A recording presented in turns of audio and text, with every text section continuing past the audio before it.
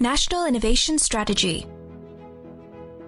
The Nation Station Oman FM with the cooperation of the Research Council presents Innovation Roadmap, an introduction to National Innovation Strategy from the Research Council.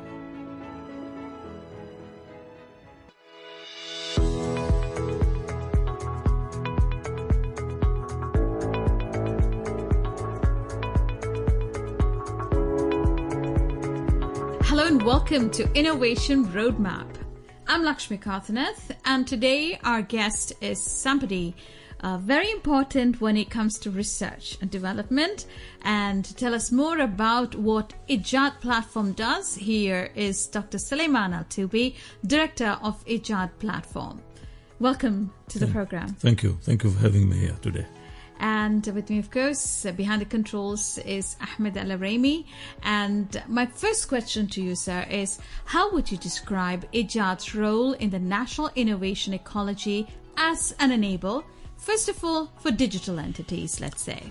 Right, thank you. I think Ejaad, I know Ejaad plays a key role when it comes to these things. When we talk about innovation ecology or innovation ecosystem, it is its strength basically to bridge the gap between academia and the industry. This entails that the industry trusts the academia to having a capability to deliver the result, say by giving the opportunity to academia to mingle with the industry. This is something that we've struggled for the past years.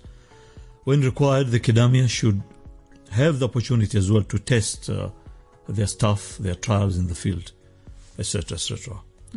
On the other hand, obviously, the academia has the obligation as well to deliver the result and in timely manner so that they can build the confidence for the industry to continue that relationship, be transparent on the capabilities, as well as be willing to collaborate with other institutes, because at the moment there are tendencies of wanting to work on silos, and this is one of advantage of having Ejaad in place. You connect everybody together. Absolutely. I mean, we bridge the gap between the academia and the industry, and vice versa. Which is a very crucial task. And looking at Ejaad's role in national innovation ecology in relation to being a creator of knowledge and innovation for institutions like university, research companies, institutes, etc. That's right. And then how about you as a supporter in terms of providing funds, training centers, etc.? So the fund to execute these various, can I call them projects, do come from the industry, because if the industry has a challenge, and of course there will be a discussion, negotiation between the two parties, and the fund will emanate from that.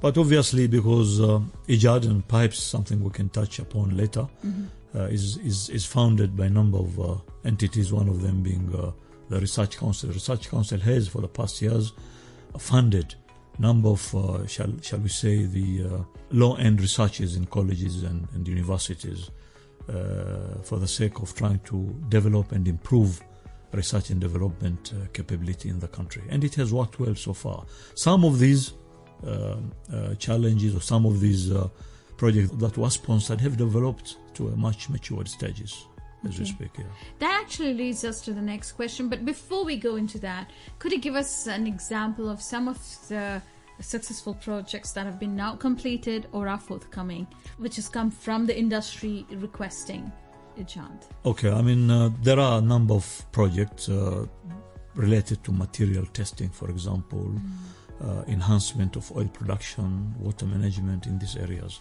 Because Ejaad today has 4 focuses. It's not limited to 4 focuses, but we wanted to start with these 4 areas, focusing on energy, renewable and efficiency, water management, and enhanced oil recovery.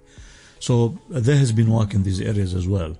And some of the projects that have been already signed have not developed to solutions yet. Work has just started. Okay. That's right. But it's also the industries that is kind of prominent, because it's oil and gas sector from what I hear.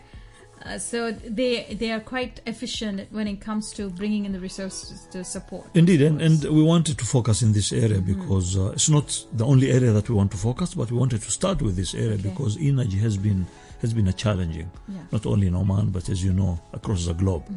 And we wanted to put our initial effort in that area. And we know there are challenges right now that we need to tackle, avoiding, or rather if we can mitigate that they don't go overseas, they are done here locally. And that's an opportunity. And that could probably look into renewable energies? Absolutely. Is there a lot renewable of energy, efficiencies, and etc. Yeah. Now, that actually goes back to my question I was thinking of. Who are the founders of Ejaad? The founders are actually TRC, the Research Council, Petroleum Development Oman, and Minister of Oil and Gas. The formation of this emanated from Oman Energy Forum. If you remember, I'm sure you guys actually following up the outcome of these Oman Energy Forums that they take place once every year. There were 5 main streams of recommendation from OEF. OEF also. The cabinet, if you like, or the leadership has decided to focus on the 5 key areas or 5 streams, namely water, food, energy nexus was one of them. The other one was energy supply. The third one was energy demand. The fourth was labor. They're not in any order. Yes. And the 5th one is R&D. So Ejaad is the birthchild of the research and development stream. Excellent. And it's now being very fruitful already for many. Yeah, absolutely. The partners of Ejaad you've introduced us. How will there are many, if I may. There are more partners? Partners. Yeah. I mean, there are founders and there are partners. The partners basically every industry and every academic institute. So far, we have about 38 different institutes, academias, and industry that have signed. We have a protocol, and we have Ejaad agreement that they've already signed. And that work continues, and we are in the process of engaging many. In fact, tomorrow, members of my team will go to Sohar. We'll meet, I think, the Sohar aluminium company. They express interest to know more about Ejaad, and there's a company called MGIS, and we're also hoping to go to Dhofar, Salalah in subsequent future, to engage the Dhofar University, because it's one of the main university that hasn't joined the Ejaad yet, but the others have already joined, all of them in the country. So how has it changed for the universities? Because this must be very exciting for the students, actually. That's right. PhD and masters. For the researchers. Yeah, for the because researchers. It has been very exciting for them. They're beginning now to...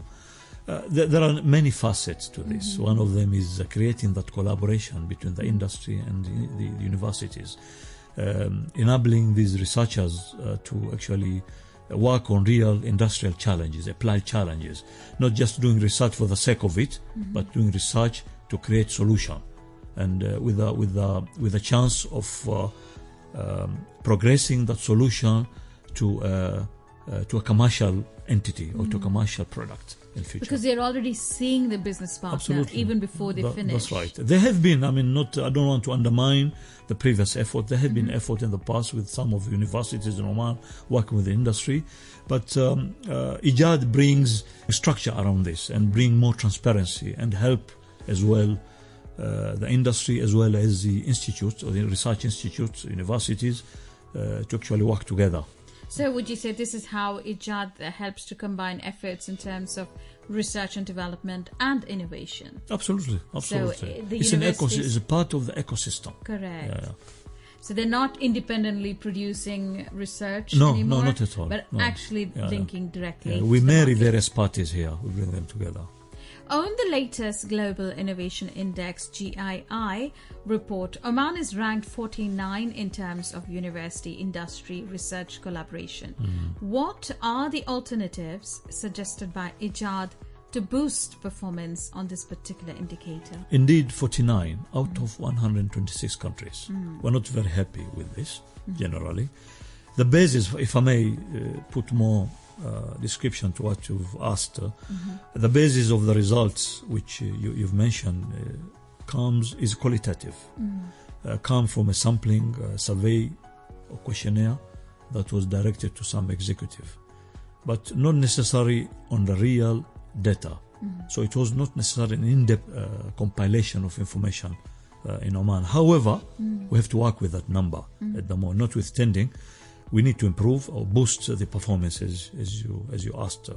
Ejaad plays a key role. I can play a key role because Ejaad is not just a marketplace or is not just an e-platform. Ejaad brings together all these key stakeholders to understanding what is required to progress the R&D for the country. With the protocol. With the protocols, absolutely. There are certain rules and regulations. There are certain roles and responsibility for academia, for industry, and for Ejaad, and for the government as well. If you recall, on the 12th of July this year, we had called for a big event where we brought all the CAOs and the leaders of academias as well as industry as well as the government who came together. The session was sponsored by Minister of Oil and Gas under the auspices of His Excellency Sulaiman Masoud Al Toubi, a colleague of mine from the oil and gas industry, who has been one of the key proponents to moving forward R&D effort for the country. The session was very successful. And it was overwhelmingly received, and they have requested that we hold such event at least twice a year. So His Excellency steered us that we have one session per year with Ejaad focal points who are coming from the academia as well from the industry, as well as one session with all CAOs in the country, whoever joined the Ejaad. I'm sure it's very exciting. Yeah. That was on that, but on overall, Oman is ranked 69 of 126 out of 126 countries. Against the innovation index. However, one must recognize the fact that Oman has climbed up by 8 stages. We were 77 last year. We are 69 this year. Are we there? No. Are we on the right track? Yes. We're beginning to climb up. But we would like to be better as we move forward. And absolutely, there's an aspiration to move a top quartile in subsequent future. By 2040, TRC and the rest of the entities in Oman are working to push this further up. As you know, this is measured by different parameters. There are 5 inputs and I think 2 outputs coming out of these GIIs, the Global Innovation Indicators. The inputs are, they look at institutions, which means political environment, regulatory environment, business environment. They look at human capital and research. They look at the infrastructure that we have in the country. It's quite extensive, actually, work. They look at market and business sophistications. These are input. So then they gauge. And then they gauge. And there are also output. And there are 2 key outputs, the knowledge and technology outputs, as well as creative output. And there are tangible and intangible parameters that actually measure. TRC, the Research Council, has actually embarked on National Innovation Strategy. The target, or one of the key objectives of that strategy, is to make Oman in the top 40 by 2020 and top 20 by 2040, inshallah. And with what I see personally, and I remain to be corrected, but what I see today, I think these targets are definitely possible. Working very hard. Absolutely. The team. Absolutely. We'll take a short break, and you're listening to Innovation Roadmap. The National Innovation Strategy focuses on achieving a national innovation-driven economy. You are listening to the National Innovation Strategy.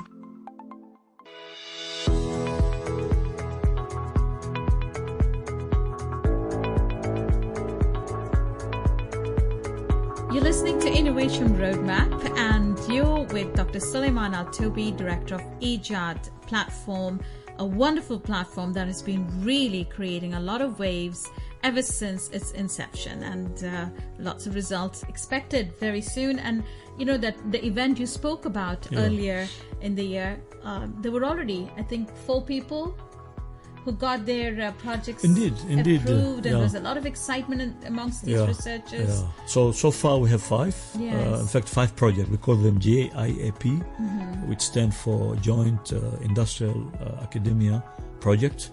Once the agreement has reached, there is a technical challenge. The 2 parties meet, facilitated by Ejaad. And once the agreement has been landed, then we sign the agreement, and the work starts from there after the signature. And we now have 5 projects already signed between the industry and academia, and we have a few more are being negotiated as we speak right now. Wonderful. Now, earlier in the answers, also you mentioned about why you would like to keep, Ejaad would like to keep the researchers within the country and not go outside when the industry looks out for such solutions. Now that brings us to ICV. Right. And one of Ejaad's objectives is to maximize the in-country value. How easy has it been to achieve what all have been achieved? With effort. Nothing comes for free. But if I may just expand on that, the ICV comes in many forms and facets. To mention some are the building of local R&D capability. And that's what Ejaad, one of the Ejaad main objective. Ejaad is not a profit-making organization. It's about ensuring that capability remains in the country. So we have thus far had number of successes, as I mentioned. And patents too. Absolutely. This could increase number of patents. You've hit the nail on the head. Yes. And with that, that's another thing, because we are not doing very well when it comes to patent registration in the country. Do we have opportunities to increase that number? Obviously. And this patent, as you know, they result into commercial opportunities, etc., etc. So therefore, you've mentioned. So we do have these JIAPs that we have already signed. More are being negotiated, and this is ICV. And hopefully these will lead not only to industrial solution, but the industrial solution will build upon commercial opportunities for these different entities in future.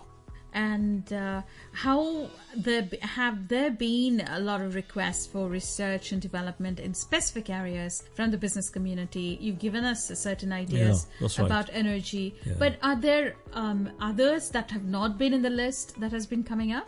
Yes, we have. Actually, we've seen quite diversified requests beyond our expectation. And I'm not exaggerating by saying this. As a starter, we said we will focus in the 4 areas. Yes. Remember the AR, the energy efficiency, the renewable, and the water management. But we are also seeing pools that is coming from industry like logistics.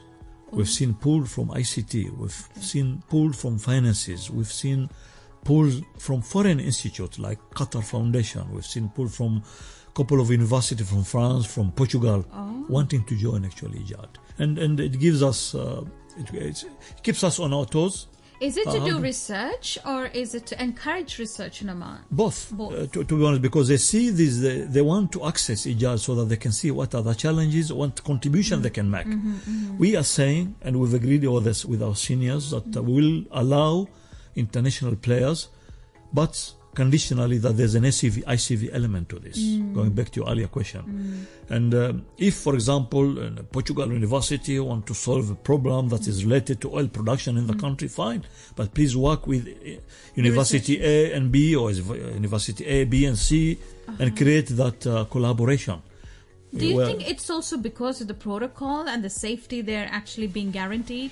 Yeah, indeed. So part of Ejaad? Absolutely. There are guiding principles to this protocol, how we should work together, and how we should... That gives it a credibility, isn't absolutely. it? It's a credible. And the other credibility, because they see the seniors, they see the government is behind this. They see this large institute like PDO, the Research Council, are actually behind it, and they see big players in the country, the Oxy of this world, the BPs, the Sohar's industry, etc. There are many that I cannot just name that. Ejaad is already appearing in the world map for researchers. Started. Are we fully there? No, we would like to do more. We're just few months old. We've launched formally end of last year. We became live officially beginning of this year, sometimes in January. In 2018. We started getting challenges around March or thereabout. So we're just a few months old, and we're beginning to see the impact already. And researchers are already excited. Yeah, absolutely. From the response we've been seeing. How active is the current situation for researchers and academic institutions in Oman? This, before Ejaad came in, I'm sure you sort of looked at the whole market, the industry, as well as the researchers. Would you like to see more, and what are the challenges and opportunities here? Yeah, certainly it's a journey, okay, and we're at the beginning of that journey. Although R&D in general has been there, with TRC driving this effort, progress has been made. But as you recall, economy downturn a few years ago already. Things have slowed down a bit. But I also and truly believe if TRC empowered further, we will see even better results. I believe with ongoing efforts and with endurance of time and commitment, Oman and Ejaad will certainly go places in seeing fruit of the R&D and boost the country knowledge-based economy. Because at the end of the day, why do we do this? Why do we do research and development? Why do we build capability? We want to enhance our indicators in the knowledge-based economy. Sure. At the end of the day, that's what that's the end result. Taking us to the first part of our conversation. Yeah, absolutely. I mean, Oman today has plus minus 1,000 researchers.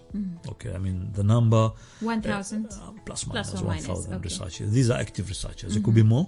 We believe there are much more than this, but some of them are dormant. But time will tell as we progress. Is it a large number? Is it a small number? Time will tell. Challenges, of course. You asked me about challenges. I think, and you probably have read the GII report. There are not enough researchers.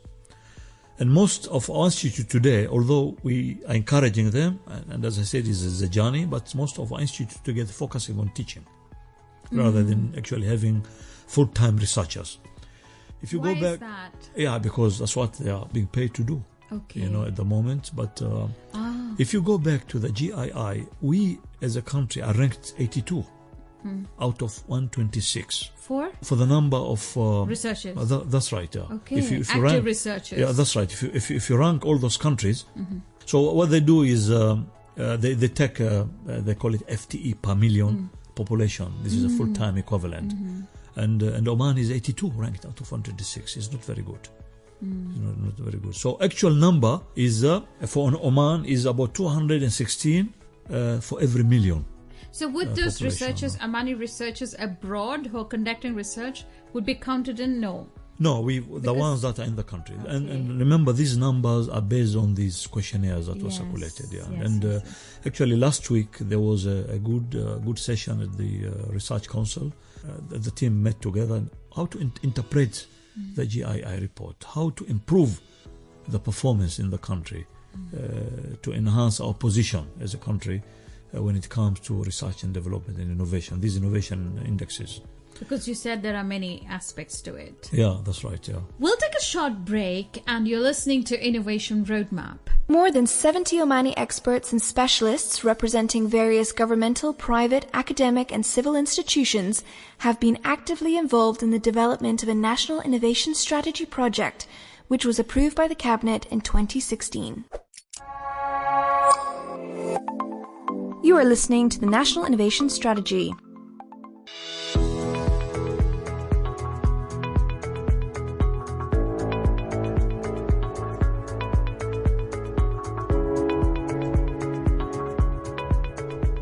You're listening to Innovation Roadmap, and you're with Dr. Sulaiman Al Toubi, Director of Ejaad Platform. Where are we when it comes to technology transfer? We have 3 projects today in Ejaad. These are very strategic projects. Okay. One of them is called the Wave Glider. What it does is an autonomous marine vehicle, basically, with a real-time telemetry, and does its control via satellite. It is powered using the ocean waves and solar. And it operates, and it can operate 24/7. It was recently broadcasted in Oman TV. It does a lot of things. This is quite a strategic project. It is one of the key means of knowledge transfer. It has we have got our scientists, Omani scientists, are working on this project. I will mention the names in a minute. This is project number 1, and the other it can do rather. It does fisheries acoustic work. It can do meteorology and oceanography work.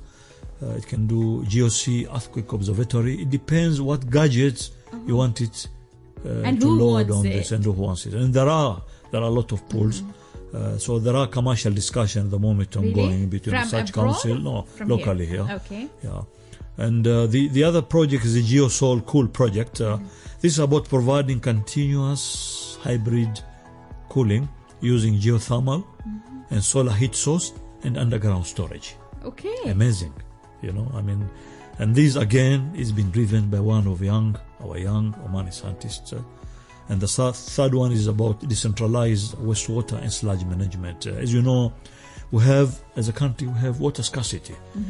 But opposite to that, we have increased domestic wastewater. Oman has decided to expand its sanitation services to the entire country. But in doing so, of course, however, will require lots of money.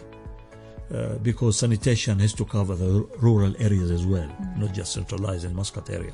It has to go, and that requires infrastructure. It needs energy. It needs pumping capacity. It needs. Okay, so in order to mitigate this, there is a decentralized proposal or a project in how to manage this whole situation and how we can actually train people going forward. So we have 3 scientists working in these 3 projects that I mentioned. We have Dr. Omar Al-Abri, Dr. Sausan Riyami, and Dr. Mohammed Rawahi. These projects at the moment, as we speak, they are a prototype and beyond. One of them is at commercial discussion as we speak. So this is what I call a real technology transfer. And within months? Within months, hopefully. Once we have people knocking doors as we speak, negotiation happening. We are talking with some organization in Oman to help us negotiate because we are not expert in everything. And so we'll see. That's outsourcing too. Outsourcing people to come and help us negotiate this commercial. I think there's excitement ahead of us. Very nice. Yeah. Could you tell us about dissemination and commercialization of research findings? You've given us all this while these examples, and now we've reached a point where you've just explained that the commercial future is knocking, the opportunities are knocking on the door. So how do you reach yourself, all these projects, to the people who would actually pay for it? Yeah. You see, can I just share one information that there are things that are called TRL, TRL 1 to TRL 9. Yes. These are basically knowledge maturity or innovation maturity. When the technology is actually innovated and going through this maturity funnel. Okay. You start from TRL 1 to TRL 9. TRL 1 being at a conceptual stage, TRL 9 being, matured stage where technology can be commercialized. Okay. The 3 projects that I mentioned, they've gone beyond they're quite advanced towards TRL 6 and beyond. We generally have been consumers. Yes. And I think I can say this with my hand on my heart, consumers of ready-made technologies. Right. With a few exceptions whereby technologies are modified to suit our environment, whether temperature changes or pressure changes, or if you apply that in oil field, whether there are different depth and different corrosive ingredients like CO2s, H2Ss, etc. But largely we've been a consumer. But I think with this effort that we've just discussed, and I've given example of the 3 projects, which will hopefully change our position to become not only technology importers but also exporters in the future. And that's around the corner too. Around the corner, indeed. And the effort is there. And how do you reach and how do you let people know that this is what's happening here at Ejaad? We do a lot of stakeholders engagement. Absolutely, we use social media to announce these things. And of course, there are customers out there that are dying to understand what solution they have. And the stuff we do with Ejaad by bringing together the industry and academia, that alone has that element of informing others. By the way, one of the future aspects that we will build into Ejaad is a knowledge management. We've already agreed in our business plan going forward, and something that His Excellency Sulaiman Masoud has supported and the steering committee have actually supported. We will build a knowledge management. Is how we create a knowledge sharing, how to inform others. Okay. Because, as you know, knowledge comes into 2 forms, tacit and explicit. And explicit is what you have in your papers and what you can see. Tacit is something that remains in the heads of others. So how do we bring that together and we inform people that these things actually exist? Be another bridge. Absolutely. Okay. Absolutely. One final question, and that's it. There are 14 industrial research challenges posted in the targeted areas of for interested researchers to respond to. Right. And what do you expect next? So are the researchers coming for these 14 specific areas? Yeah, we've had if you had asked me this question, I would say plus minus 6 months ago, if you had asked me what keeps you awake, I would have said getting people or getting these research institutes in the country and university to pull. And we were amazed when we loaded these 14 challenges. There are more challenges coming in, by the way. But the 14 challenge, we've had overwhelming interest from different universities and different solutions. They're all pulling. They're all pulling. Sometimes they come a solution that the client feels it's not what they're looking for, and they go back and say, no, this is what we want. Please give us different solution. Give us alternative solution. Or maybe you can create a collaboration between University A and University B, work together and come with this solution. We've had a lot of interesting proposals that are coming in. As a solution to these challenges. As you know, the challenges were centered around biofuels, clean energy, a solution to solving oil migration using conventional method or non-conventional method rather, produce cost-effective steam generation units, failure analysis, finding root causes of failures of tubing hangers in petroleum development Oman, cost-effective ways of leak detection, because we carry crude oil and gas in thousands of kilometers. We've got network of pipes in thousands and thousands of kilometers in the country. How do you know if there's a leak somewhere in the middle of the desert? You need to have a smart way of finding that. So a leak detection will be one of the possible solutions. So they've asked for, we've had things like, this is very interesting part for you, is the Oman Gas Company experiencing a production of black powder, they call it, in the pipeline. And this black powder can be quite explosive and maybe even dangerous to the health. So they've asked for a solution. Where does this come from? How can we mitigate this kind of thing? So we have universities now are looking into this. So really, I think the future is brighter than I thought. And I look forward to seeing the younger researchers joining the effort. Well, I think it's an exciting time for the researchers in the country, in Oman, and for researchers and for the industries.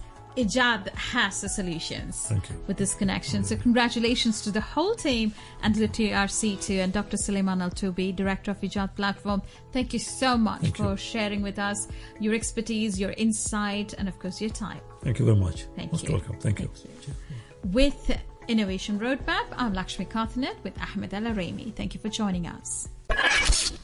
National Innovation Strategy. The Nation Station Oman FM with